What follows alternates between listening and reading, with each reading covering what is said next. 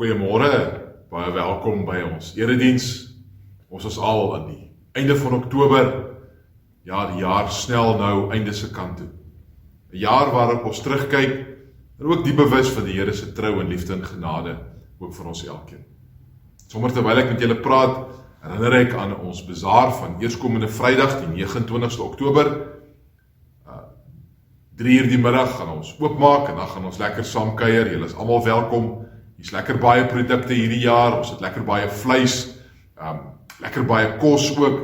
So asseblief, kom bring julle vriende saam en kom ondersteun en kom kuier sommer ook lekker saam hier by ons bazaar. Eerskomende Vrydag, 3 uur die middag.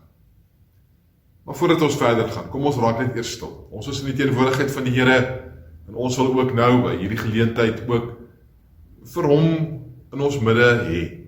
Ons wil luister na sy woord, maar ons wil ook iets van sy liefde en genade by ons beleef. Want dit is deur daardie sekerheid van God wat by ons is, dat ons elke dag leef. En ek wil vir ons begin deur vir ons te lees uit Romeine hoofstuk 11 van vers 33, hierdie bekende gedeelte. O diepte van die rykdom en wysheid en kennis van God. Hoe ondeurgrondelik is sy oordeele en hoe onnaspeurbaar sy weë. Want wie het die gedagte van die Here geken? Of wie het as sy raadsman opgetree? Of wie het eens gawes aan hom gegee vir wie hy dit sou moes vergoed? Want uit hom en deur hom en tot hom is alle dinge. Aan hom kom die heerlikheid vir ewig toe. Amen. Mag die Here vir jou seën daar waar jy is. Mag sy genade, barmhartigheid en vrede in oorvloed vir jou herinner aan God wat vir jou lief is en dat jy vir hom kosbaar is. Kom en loof die Heer, bring jou lof en meer. Daar is geen ander wat ons so verwonder. Loof die Heer. Hoor die waterstruis, die bome en berge prys. Die Here almagtig, heerser vir ewig. Loof die Heer. Kom laat ons sing in die môre.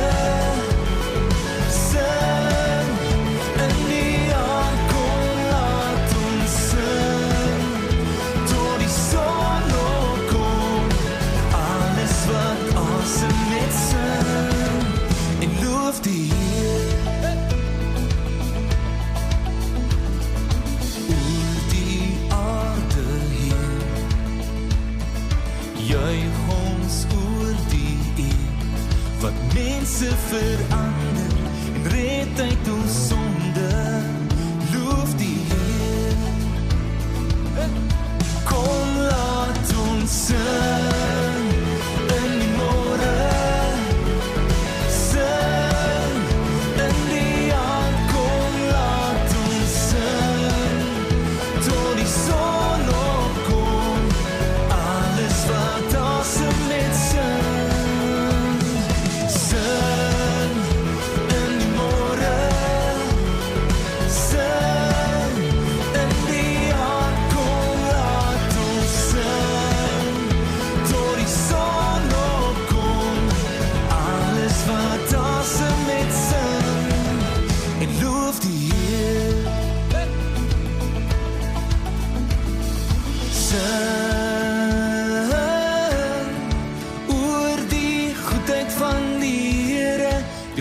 Van die Here sing, oor die goedheid van die Here, die goedheid van die Here sing, oor die goedheid. Ons gaan vanoggend saam lees uit Filippense hoofstuk 4, Filippense hoofstuk 4 van vers 4 tot 9, maar voordat ons saam lees, kom ons bid net saam.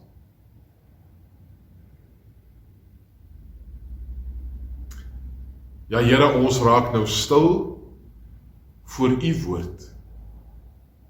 voor die woord van die lewende God. Die woord wat vir ons 'n lig vir ons pad is, 'n lamp vir ons voete. Die woord wat vir ons help om God se hart en wese te ontdek. God se woord wat ons ook in hierdie wêreld wil help, om te midde van ons omstandighede, nog met vreugde en hoop en krag te kan leef. Wil U daarom in hierdie oomblikke, deur U woord, met ons praat. In die naam van Jesus vra ons dit. Amen. Ek lees vir ons Filippense 4 van vers 4 tot 9. Verbly julle altyd in die Here. Ek herhaal, verbly julle. Laat julle vriendelikheid aan alle mense bekend word. Die Here is naby. Moet oor niks bekommerd wees nie, maar maak in alles julle versoeke deur gebed en smeking en met danksegging aan God bekend. En die vrede van God, wat alle begrip oortref, sal in Christus Jesus oor julle harte en gedagtes waak. Verder broers, alles wat waar is, alles wat eerbaar is, alles wat reg is, alles wat rein is, alles wat lieflik is, alles wat lof verdien, ja, watter deeg of watter prysenswaardige saak daar ook mag wees, rig julle gedagtes daarop, wat julle van my geleer en ontvang en gehoor en in my gesien het. Hou aan om dit te doen, en die God van vrede sal met julle wees. Ek lees vir ons eers net tot daar.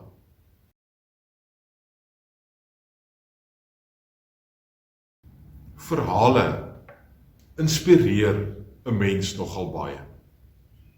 Ek dink daar is baie verhale in hierdie wêreld wat ons onthou omdat daardie verhale ons op een of ander manier geraak het. Ek dink veral vir myself ook dat die verhale wat gaan oor mense wat moeilike omstandighede in hulle lewens oorkom het, of verhale waar ons lees van mense wat te midde van hulle omstandighede nog hulle geloof behou het, is verhale wat my raak.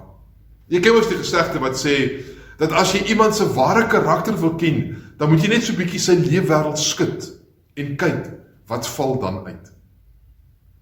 So 'n paar sondae terug sit ek en Sonja die middag by die etenstafel en eet, en op RSG is Niek so goed, sy rubriekprogram op die radio. En Niek vertel daar 'n aangrypende verhaal. Die verhaal van Dino Lipatti. Dino Lipatti was 'n Roemeense klassieke pianis wat in 1917 in Boekarest in Roemenië gebore is. Lipatti is in 1950, op ouderdom 33, is hy oorlede aan Hodgkinson se siekte, 'n vorm van kanker. In 1933, op 17-jarige ouderdom, neem Lipatti deel aan die Weense internasionale klavierkompetisie, waar hy kontroversieel tweede eindig.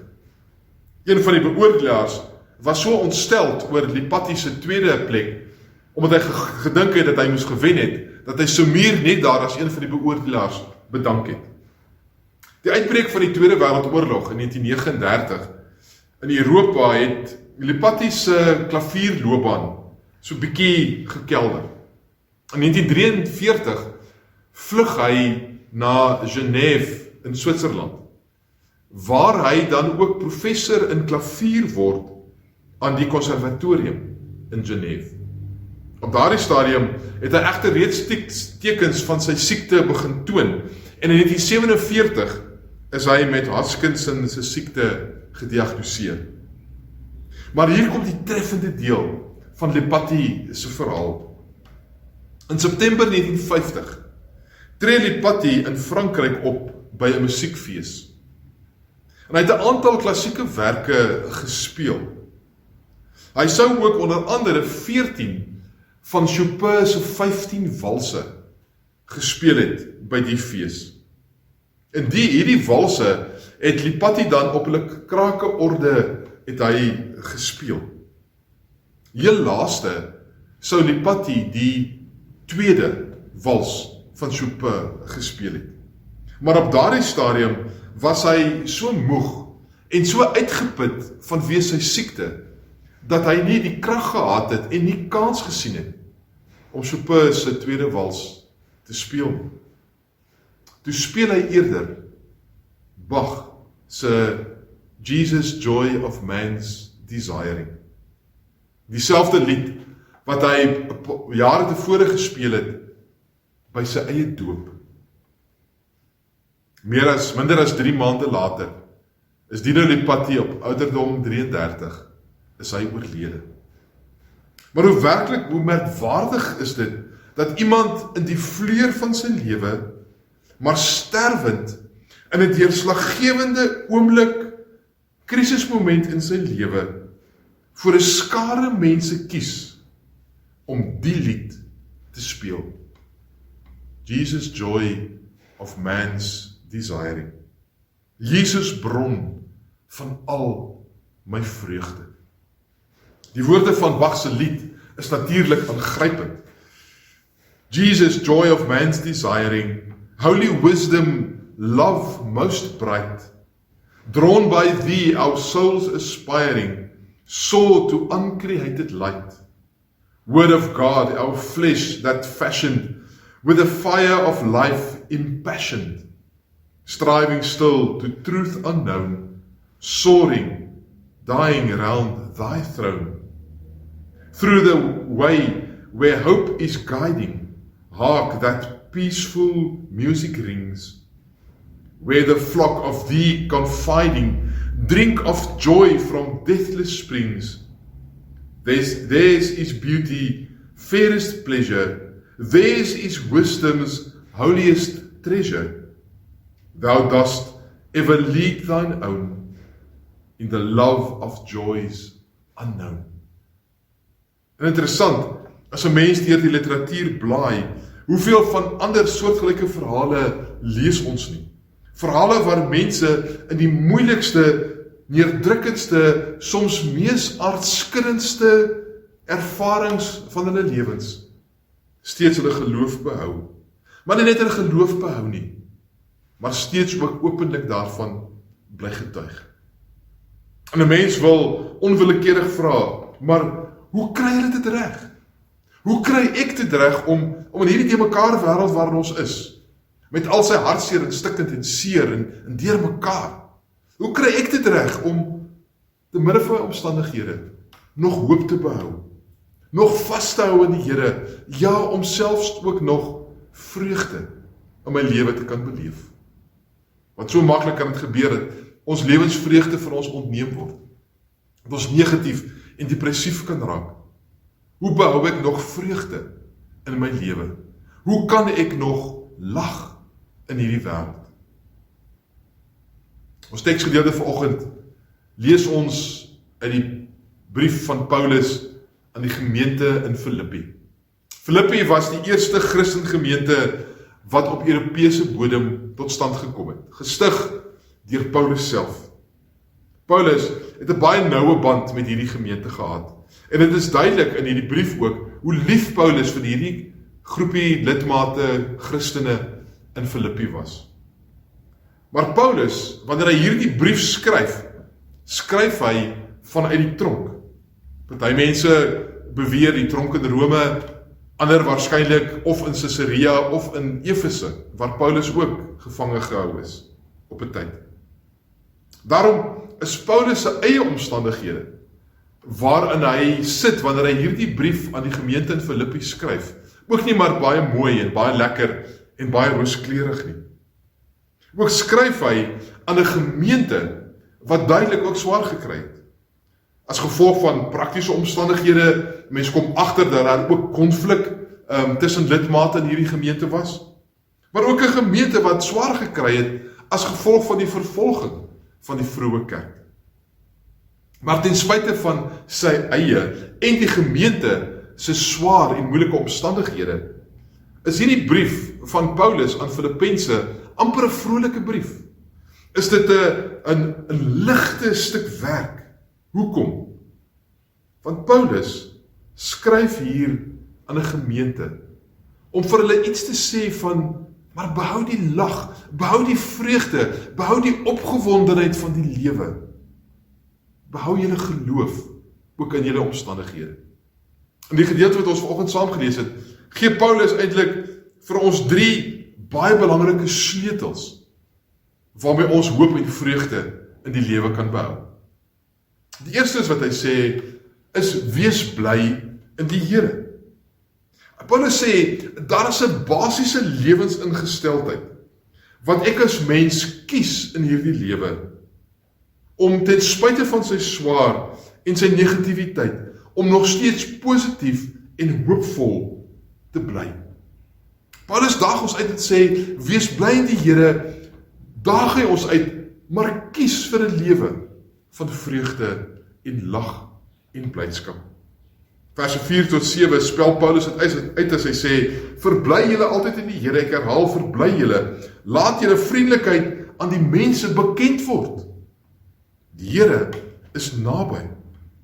Moet er niks bekommerd wees nie, sê Paulus, maar maak in alles julle versoeke deur gebed en smeking en met danksegging aan God bekend, en die vrede van God, wat alle begrip oortref, sal in Christus Jesus oor julle harte en gedagtes waak.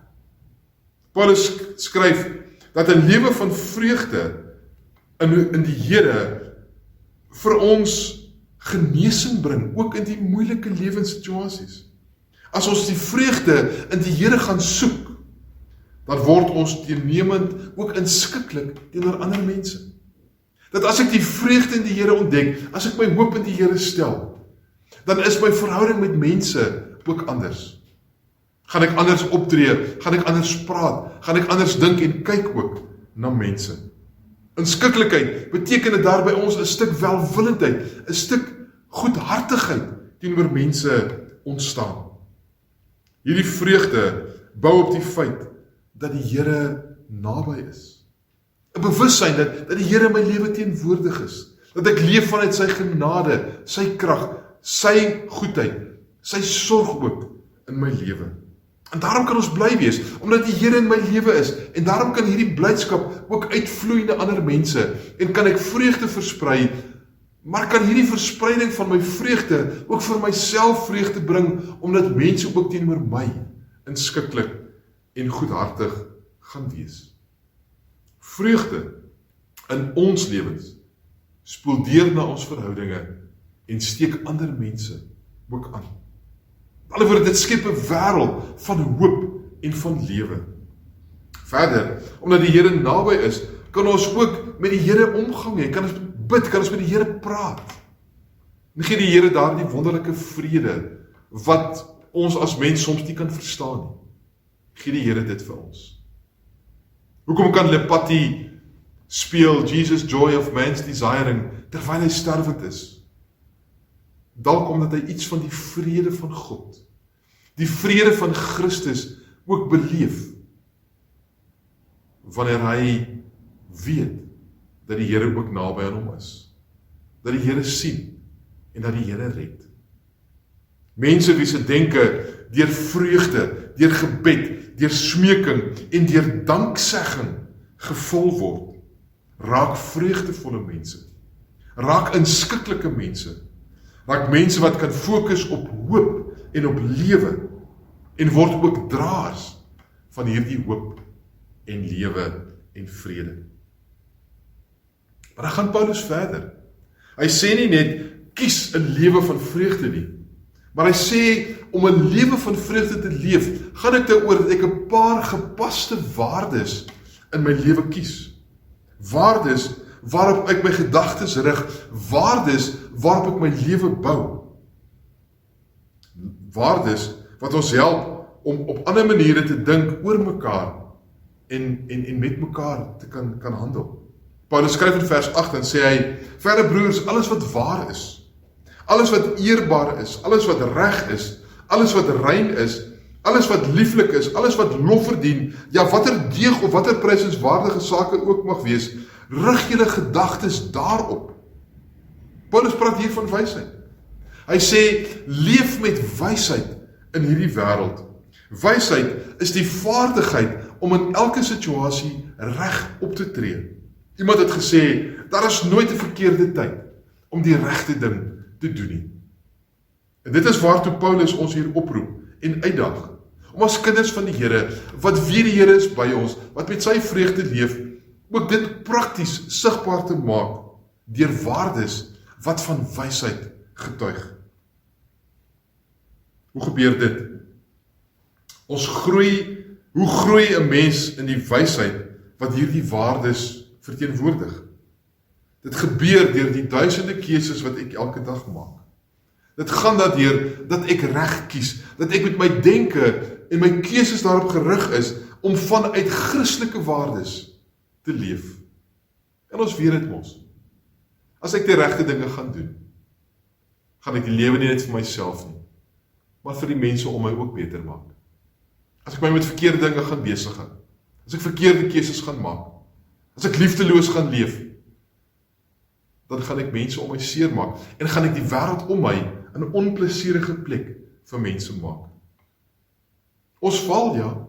Ons kry dit nie altyd reg nie, maar dit moet my nie ontmoedig nie. Ek moet juist die uitdaging aanvaar om met die waardes wat Christus vir my leer in die wêreld te gaan leef. Om dit vir myself, maar ook vir my wêreld 'n beter plek te maak. Paulus gaan verder.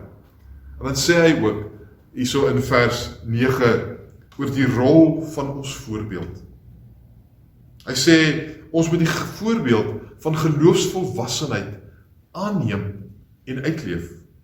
Vers 9 sê hy vir die gemeente, hy praat oor homself as rolmodel, wat julle by my geleer en ontvang en gehoor en in my gesien het. Hou aan om dit te doen. Paulus, en dis die wonderlike, hoe kan Paulus so maklik vir die mense sê, maar wees bly, leef reg, deel vreugde, leef met hoop, leef met vrede. Hoe kan Paulus dit so maklik sê? Omdat hy dit self gedoen het. Omdat hy dit self geleef het. Omdat hy vir die gemeente Filippi kan sê, weet julle wat, doen soos ek doen. Wees soos ek is. Nie omdat Paulus die volmaakte, perfekte mens was nie.